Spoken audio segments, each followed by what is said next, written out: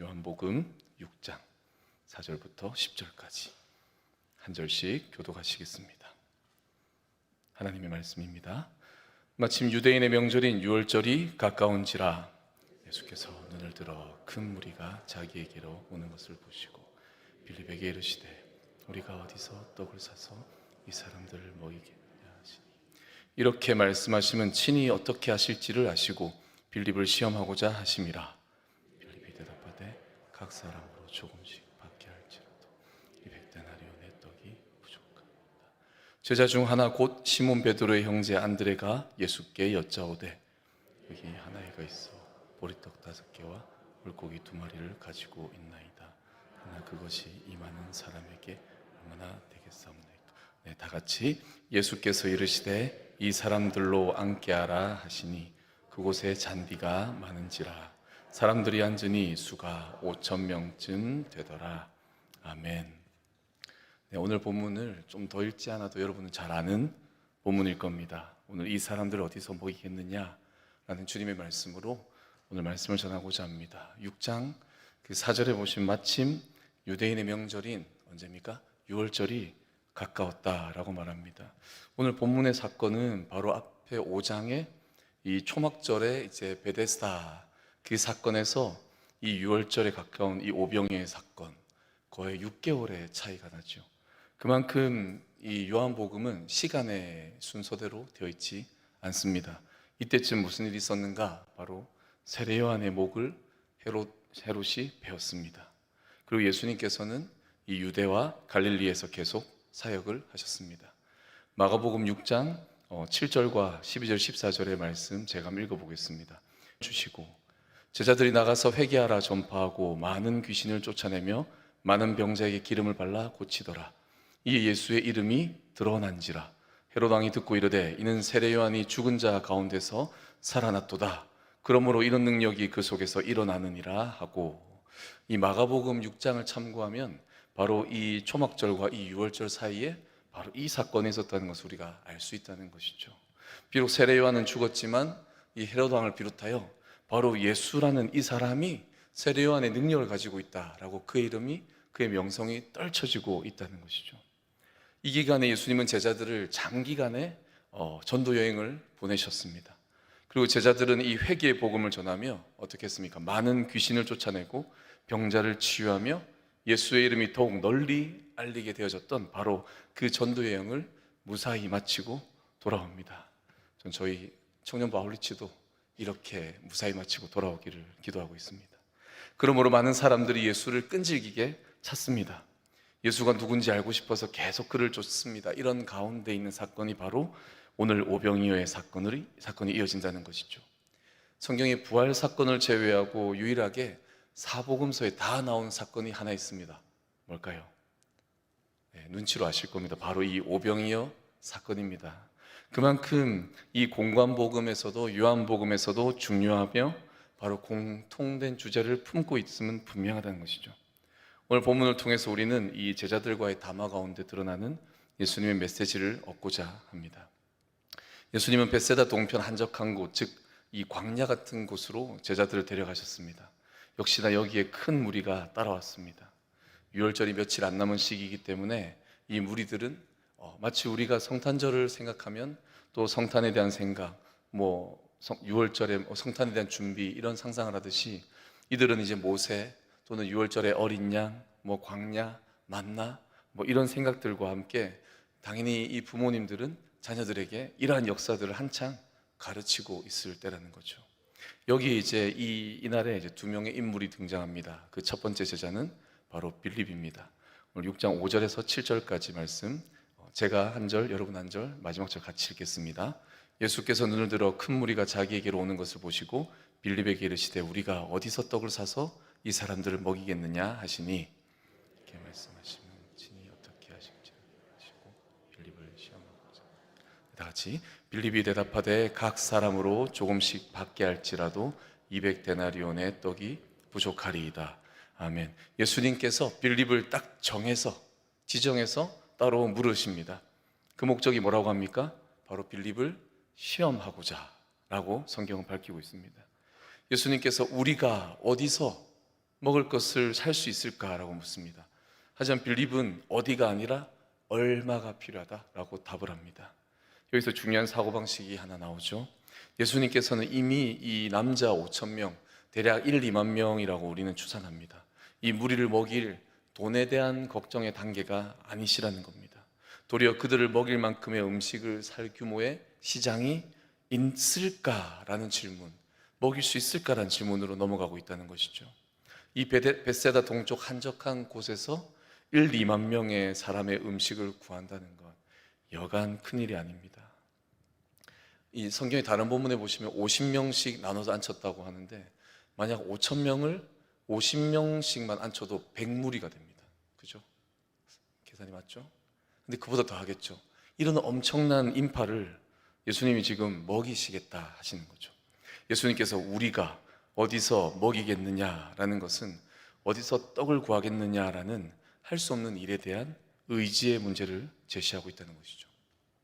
사실 빌립이 말한 건 우리가 먹일 만한 돈이 없으니 사실 아예 불가능하다 이 뜻입니다. 200데나리온이면 대략 계산해 보면 한 사람당 그냥 떡 한 개씩 주는 경우가 됩니다. 그래서 조금씩 나눠줘도 라고 말하는 거죠. 그래, 이 조금씩 나눠줘도 이만큼의 돈 이상이 드는데 어떻게 모두를 먹일 수 있겠습니까? 라는 반응입니다. 사실 예수님은 그들을 모두 돌려보내실 수 있으시지만 그렇게 하지 아니하신 건 무엇입니까? 오늘 이적을 통해서 중요한 하나님 나라의 메시지를 전하기 위함이라는 것입니다.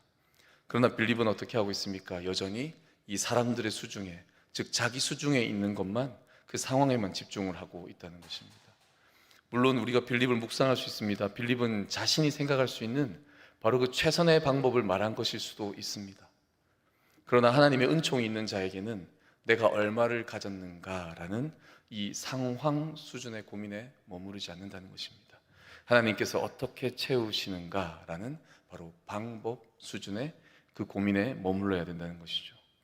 그래서 우리는 흔히 이런 상황이 찾아올 때 상황은 육신적인 것으로, 하나님이 일하시는 방법은 영적인 것으로 볼 수 있게 됩니다. 그래서 현재 빌립은 이 상황이라는 육신적인 것에 집중하고 있다는 것이죠.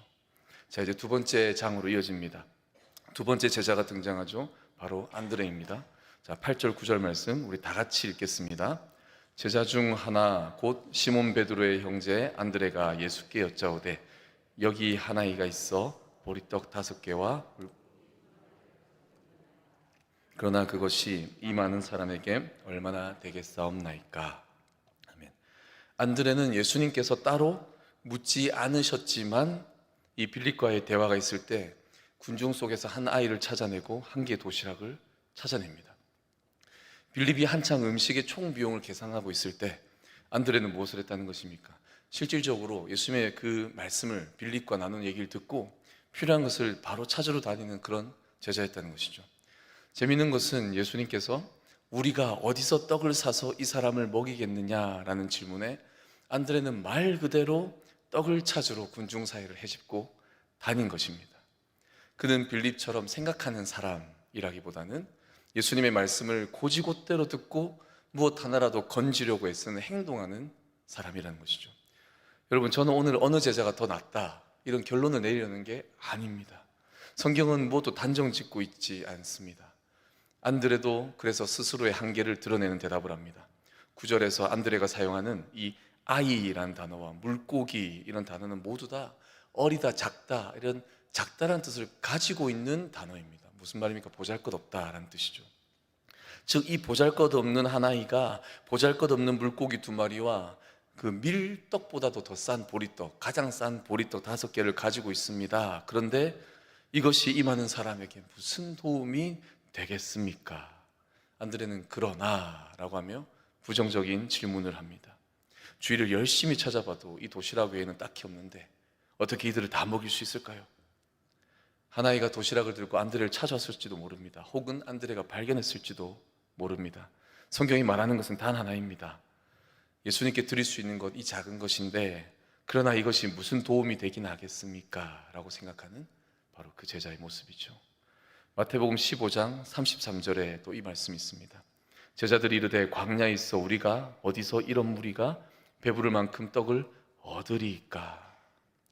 이거는 또 다른 그 칠병 그 보리떡 7개와 물고기 2마리에 바로 그 이야기입니다. 여기서도 제자들은 어떻게 해요? 동일하게 예수님께 반응을 한다는 것이죠. 마태복음 15장 다음에 바로 이어진 장에 바로 이어지는 또 다른 기적인데도 제자들은 어떻게 해요? 똑같은 반응을 보인다는 것이죠.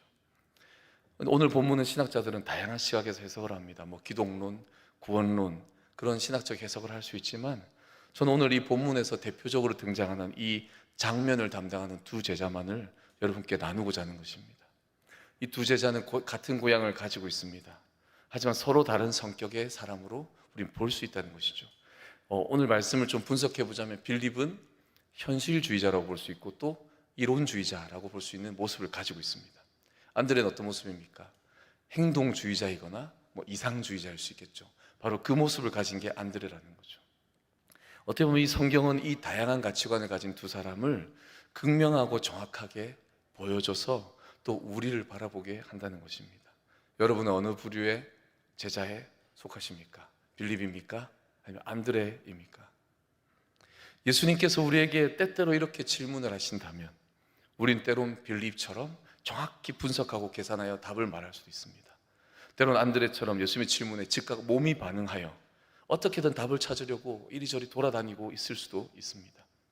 비록 내가 찾아낸 것이 예수님께 만족을 줄 수 없는 것이 다수이겠지만 말이죠. 둘의 가치관이 무엇이든 간에 빌립이 이 상황에 집중하고 있을 때 안드레 역시 그 상황에 벗어나지 못하는 것은 분명하다는 것입니다. 이것이 바로 인간적인 우리에게 다가오는 실제적 한계이자 실제적 상황이라는 것입니다. 이 모습이 우리에게 전하는 바가 참 큽니다. 우리에게도 어려움이 찾아올 때 우리는 늘 상황에 집중하기 쉽다는 것이죠. 우리가 육신적인 것으로 결과를 예측하는 게 우리의 현 주소라는 것입니다. 사실 인간적으로 이 상황에 집중하기가 너무나 쉽습니다. 상황에 집중하면 극히 그냥 내 생각 속에 갇힐 수밖에 없습니다. 내가 가진 것, 내가 이룬 것, 또는 내 힘으로 할 수 없는 것, 있는 것, 그런 게 내 삶의 전부인 것처럼 생각을 하게 만든다는 거죠. 특히 사단이 우리의 믿음을 약하게 만들고 우리의 신앙을 무너뜨리기 위해서 쓰는 대표적인 전략이 무엇입니까? 바로 우리를 이 육신적인 생각 또는 나의 그 한계, 나의 시각 안에 나만 바라보게 둔다는 것이죠. 사단은 우리의 시야를 우리 안에 묶어둡니다. 그래서 우리의 상황에만 집중하도록 몰아갑니다. 네가 이뤄놓은 걸 봐봐. 이건 네 거야. 이거는 네가 어떻게 못해. 포기해. 할 수 있는 것만 해. 이런 식으로 계속 우리의 시야를 묶어둔다는 것이죠. 자, 오늘 본문 후반부 10절부터 13절까지 말씀, 여러분 한 절, 제가 한 절 읽어보겠습니다. 10절부터 여러분 읽어주십시오. 이르시되 이 사람 그곳에 잔디가 많은지라 사람들이 앉으니 수가 5,000명쯤 되더라. 예수께서 떡을 가져 축사하신 후에 앉아있는 자들에게 나눠주시고 물고기도 그렇게 그들의 원대로 주시니라. 그들이 배부른 후에 예수께서 제자들에게 이르시되 남은 조각을 거두고 버리는 것이 없게 하라 하시므로 이에 거두니 보리떡 5개로 먹고 남은 조각이 12바구니에 찼더라. 아멘. 제가 거꾸로 읽어서 놀라셨죠? 빌립도 안드레도 모두 그들의 이 육신적인 상황에만 집중하고 있기에 드디어 예수님께서 나섭니다. 우리의 상황이 아닌 무엇이죠? 하나님의 방법을 보여주신다는 거죠. 우리를 앉게 하신 것은 식사를 위한 준비입니다. 여러분, 제가 앞서 얘기한 것처럼 이 광경을 한번 상상해 보십시오. 공간복음에 나와 있습니다. 50명씩 앉혀서 예수님은 이 보잘것없는 작은 도시락을 들고 축사를 하십니다. 하나님께 감사를 드리고 있죠. 그리고 태연하게 이 도시락을 옆 사람에게 나눠주고 또 다른 사람에게 나누어 무리별로 나누어 먹게 하십니다. 신기합니다. 그죠? 도시락이 계속 생깁니다. 모두에게 나눠집니다. 여러분, 이 장면 상상해 보십시오. 1만 명, 2만 명 되는 사람들이 모두가 도시락을 먹고 있습니다. 그렇습니다. 이 이야기의 중심 주제는 무엇입니까? 바로 오늘 설교 제목에 대한 답이라는 것입니다. 우리가 어디서 떡을 사서 이 사람들을 먹이겠느냐? 어디서 우리는 이들을 먹일 수 있습니까? 라는 질문입니다. 무엇입니까? 두 가지가 있는데 첫 번째로 우리는 200데나리온을 열심히 계산하는 빌립의 이성적인 가치관입니까? 아니면 하나의 작은 도시락을 끝까지 찾아냈지만 낙심하는 부정적인 안드레의 가치관입니까? 맞습니다. 바로 헛된 계산을 하는 빌립의 머리를 통해서 무조건 뛰어다니는 안드레의 그 발을 통해서 하나님이 역사하신다는 거죠. 우리의 부정적인 가치관과 헛된 노력일지라도 주님 앞에 내어놓는 것이라면, 우리가 딴짓하는 게 아니라 주님 앞에 내어놓는다면 무엇일지라도 주님은 우리의 다양한 모습, 부족한 모습을 마중물로 사용하신다는 거죠. 마태복음 15장 34절에 또 이렇게 말씀하십니다. 예수께서 이르시되 너에게 떡이 몇 개나 있느냐? 이르시되 7개와 작은 생선 2마리가 있나이다 하거늘. 마태복음 14장의 오병이어와 오늘 요한복음 6장과 같죠. 또 15장의 이 칠병이어의 본문입니다. 이 본문에서 예수님은 동일하게 질문하십니다. 지금 너희에게 무엇이 있느냐? 예수님은 동일하게 그 도시락을 들고 축사하십니다. 동일하게 나눠주시죠. 예수님은 우리가 무엇을 가지고 있는가를 질문하십니다. 너 대단한 거 있어? 너 큰 거 있어? 이게 아니라 그저 너는 무엇을 가지고 있니? 너는 나에게 주님 이거 되겠습니까? 라고 말할지라도 나에게 무엇을 내놓고 있느냐? 라고 말씀하신다는 거죠. 주님, 전 이것뿐이라서 드릴 게 없어요. 아무리 생각해도 이건 안 될 것 같아요. 어쩌죠? 노력해도 안 되네요. 역시 안 되겠지요. 이렇게 헛된 노력과 결국은 우리가 낙심하는 우리의 쓸모없어 보이는 손짓, 발짓을, 그리고 이 생각과 성급한 행동과 같은 우리의 모습일지라도 주님은 우리가 주님 앞에 응답하는 우리의 이 불가능이라는 생각을 주님은 도리어 사용하셔서 가능, 아니 기적이라는 결과를 만들어 주신다는 것입니다. 자, 또 질문합니다. 주님은 또 우리에게 물으십니다. 우리가 어디서 떡을 사서 이 사람들을 먹이겠느냐? 여러분, 우리는 어디서 이들을 먹일 수 있습니까? 무엇입니까? 바로 앞서 말한 이 빌립과 안드레의 부족함을 들어쓰시는 주체, 바로 예수 그리스도로부터 우리는 이들을 먹일 수 있습니다. 믿으십니까? 우리는 바로 예수님에게서 떡을 사서 이 사람들을 먹일 수 있다는 것입니다. 여기서 배고픔 말 그대로 우리 인간이 가지는 모든 필요를 대변할 수 있겠죠. 그리고 도시락 한 개는 우리의 모든 상황을 대변할 수 있겠죠. 빌립과 안드레는 우리의 다양한 가치관의 모습들이기도 합니다. 본문에서 말하는 주제는 이 빌립의 꼼꼼함이나 안드레의 노력이나 이런 육신적인 우리의 모든 상황이 하나님의 역사를 그저 이끌어내는 것이 아니라 오직 예수 그리스도라는 방법이 빌립과 안드레라는 작은 제자들을 들어 사용하여 큰 기적을 일으킨다는 것입니다. 믿으십니까? 여기서 우리가 깨달을 메시지는 바로 나도 예수님처럼 기도해야지, 이 정도가 아니라는 것입니다. 그 이상이라는 것입니다. 다시 말하자면 예수님 그분 자체를 이 하나님의 은총의 사건 속에 중심에 넣어서 우리는 해석해야 한다는 것입니다. 우리는 기도하면 다 이루어 주실 거라는 맹목적인 영적인 방법이 아니라 모든 영적인 일들은, 하나님의 은총이 임하는 모든 일은 오직 예수 그리스도로만 가능하다는 것, 바로 이것을 우리가 믿고 기도하며 나아가야 된다는 것이죠. 6절에서 이렇게 말씀하셨죠. 이렇게 말씀하심은 친히 어떻게 하실지를 아시고 빌립을 시험하고자 하심이라. 여러분, 예수님은 친히 어떻게 하실지를 아셨습니다. 내 힘이 아니라 친히 예수님의 능력으로, 친히 예수님의 이름으로, 친히 예수님의 성품으로, 친히 예수님의 모든 것으로 모든 상황을 돌파하고 오직 하나님의 은총을 바라보는 것, 그것만이 우리가 할 일이라는 것입니다. 여러분, 예수님께서는 모든 일을 아십니다. 이루어질 모든 방법을 이미 아십니다. 그러므로 우리가 드릴 모든 기도는 바로 예수님 중심, 바로 이 그리스도 중심의 기도가 되어야 한다는 것입니다. 기도는 만능이지만 어떤 기도가 만능인지를 확실히 깨닫고 우린 기도해야 할 것입니다. 그렇게 우리가 상황이 아닌 바로 하늘의 방법에 집중하면 7절의 빌립의 말처럼 조금씩 받는 정도가 아니라 11절의 말씀처럼 그들이 원하는 대로 받아먹는 풍성함의 은총, 여기다가 더 12바구니가 가득 채워 남겨질 정도의 바로 은혜를 더하시는 바로 그분이 우리 하나님이시라는 바로 그것입니다. 여러분, 예수님으로 인하여 나눠준 이 한 개 도시락은 어느새 모두가 먹고 남을 만큼 나누어졌습니다. 하늘의 은총이 임하면 우리가 생각한 상황과 모든 한계는 무의미해집니다. 아니, 도리어 우리의 모든 한계는 주님께 사용이 됩니다. 어쩔 때요? 원망할지라도 주님 앞에 내어놓고, 어찌 될지라도 주님 앞에 나아가서 주님 앞에 애통해하며 어찌하면 좋겠습니까? 주님, 이거 안 될 것 같은데요? 라고 기도하는 사람, 그 사람에게는 어떻게 해요? 주님이 바로 부족하지만 그 기도로부터 시작하신다는, 바로 그게 주님의 역사라는 것입니다. 여러분, 주님은 오늘도 우리에게 물으십니다. 우리가 어디서 떡을 사서 이들을 먹일고, 여러분의 부족한 상황을 도리어 사용하여 먹이시고, 또 예수 그리스도를 통하여 오직 먹이십니다.